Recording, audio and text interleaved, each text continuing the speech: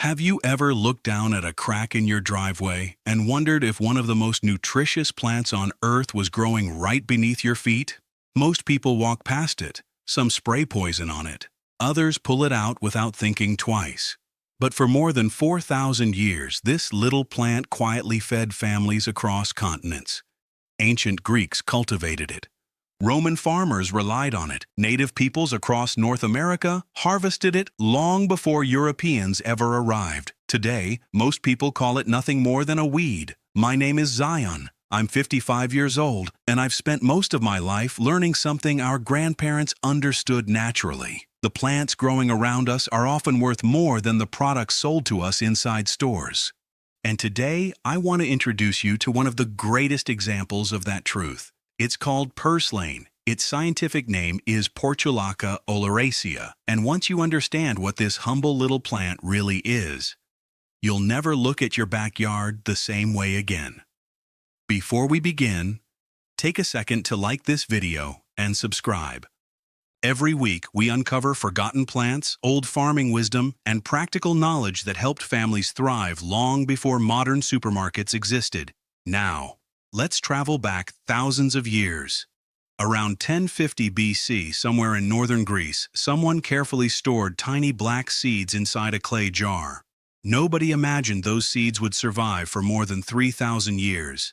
But they did. When archaeologists finally opened that ancient container, they found hundreds of perfectly preserved purslane seeds, the exact same plant that still grows today between sidewalks, gardens, and old stone walls. That discovery tells us something important. People didn't preserve weeds, they preserved food. By the 6th century BC, purslane already appeared in one of ancient Greece's most important religious sanctuaries. A few centuries later, the famous Greek botanist Theophrastus was already teaching farmers how and when to cultivate it. By then, purslane wasn't some forgotten wild plant. It was an essential crop. The Roman Empire spread it across Europe, North Africa, and parts of Asia. Medieval families continued growing it in their kitchen gardens. In 1288, Bonvicin de la Riva listed the common foods eaten in Milan. And purslane appeared naturally among everyday vegetables, not as a luxury, not as medicine, simply as food, reliable food, affordable food, food that anyone could grow. Then something remarkable happened. Long before Europeans documented purslane in North America during the 17th century, indigenous peoples were already cultivating it. Archaeologists discovered purslane seeds in Ontario, dating back hundreds of years before European settlement. Even older seeds were found in Kentucky, some dating back nearly 3,000 years. Think about that for a moment. Entire civilizations separated by oceans, with no communication, no shared language, no trade, still reached the exact same conclusion. This plant deserved a place in their gardens. Whenever I discover patterns like this, I stop and ask myself a simple question. What did they see? That we've forgotten?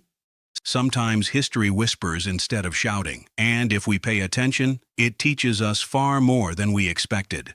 Fast forward to the 20th century. In 1960, researcher Ancel Keys launched what became known as the 7-country study. His goal was simple. Why were some populations suffering so few heart problems while others experienced them at alarming rates? For decades, scientists followed more than 12,000 men across 7 different countries. One group immediately stood out: the people living on the Greek island of Crete. Their diet contained plenty of fat. According to nutritional theories at the time, they should have experienced very high rates of heart disease. Instead, they had some of the lowest cardiovascular mortality ever recorded in the entire study. At first, researchers believed olive oil explained everything, but years later, scientists went back and analyzed frozen blood samples using newer technology. This time, they weren't looking only at cholesterol. They were measuring omega-3 fatty acids. The results surprised everyone. People in Crete had omega-3 levels nearly 3 times higher than populations in Northern Europe. But there was one problem. They weren't eating 3 times more fish. So where was all that omega-3 coming from? The answer wasn't hiding in the ocean. It was growing in their gardens. Purslane. Families added it to salads, cooked it with olive oil, mixed it into soups and stews. They even fed it to chickens and goats. The animals ate purslane. Families ate the animals. Everything stayed connected. One small plant quietly supported an entire food system. And honestly, that's one of the biggest lessons nature keeps trying to teach us. Sometimes the greatest treasures don't arrive wrapped in expensive packaging. Sometimes they're growing quietly beneath our feet. Now here's where the story becomes even more fascinating. In 1992, Dr. Artemis Simopoulos decided to analyze purslane in a laboratory. She expected it to be nutritious. She did not expect what she found. Every 100 grams of fresh purslane contained between 300 and 400 milligrams of alpha-linolenic acid, one of the most important plant sources of omega-3. That was several times more than spinach, many times more than lettuce, and enough to make purslane one of the richest leafy vegetables ever analyzed for omega-3.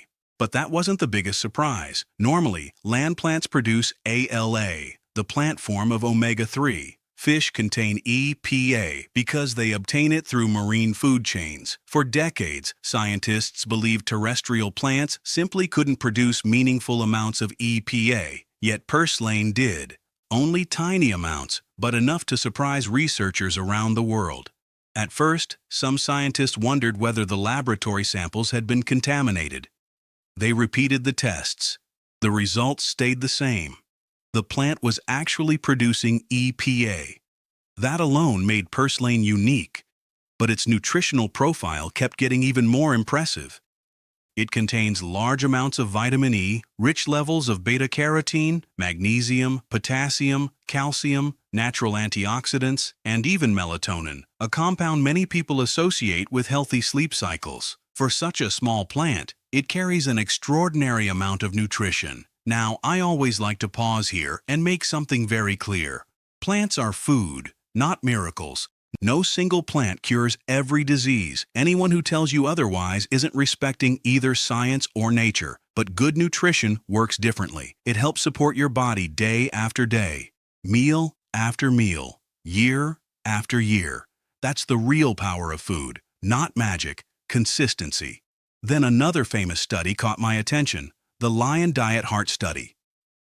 Researchers followed more than 600 patients recovering from heart attacks. One group continued eating the conventional low-fat diet that was commonly recommended at the time. The other group followed a Mediterranean-style diet rich in vegetables, nuts, healthy fats, and foods like purslane. Several years later, the difference became impossible to ignore. The Mediterranean group experienced dramatically fewer cardiovascular events and significantly lower overall mortality. The results were so strong that researchers ended the study earlier than planned. They no longer felt comfortable withholding the Mediterranean diet from the control group. That tells us something important. Healthy eating is never about one ingredient. It's about patterns, simple foods, natural diversity, and plants that humans have trusted for generations. But then came the discovery that amazed even botanists.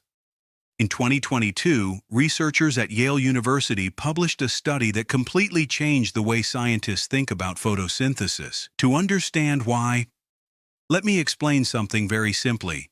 Most plants use one strategy to turn sunlight into energy. Some crops, like corn, use another strategy that performs better in hot weather. Desert plants, like cacti, use a completely different system that allows them to survive with very little water. Scientists believe these systems operated separately. A plant used one or the other.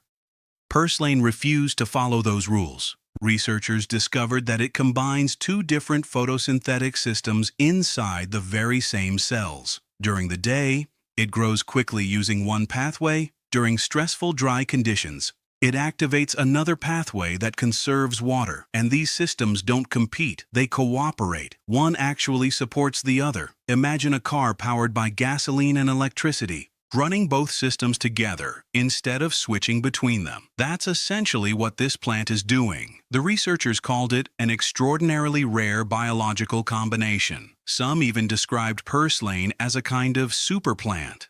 Suddenly, everything about its behavior made sense. It tolerates intense heat. It survives drought. It grows where other crops struggle.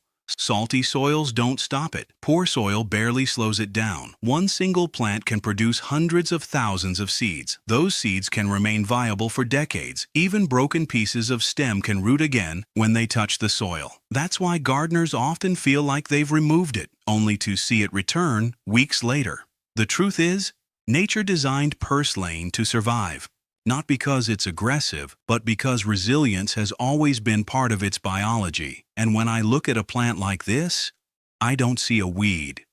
I see 4,000 years of evolution quietly demonstrating how intelligent nature can be. So why, if purslane is this remarkable, do so many people still call it a weed? The answer isn't as mysterious as some would have you believe. Purslane grows where people don't expect it. It appears between sidewalk cracks, along garden paths, beside fences, in dry soil, even in places where almost nothing else survives. Because it arrives on its own, many people assume it has no value. For decades, gardening manuals simply listed it as something to remove.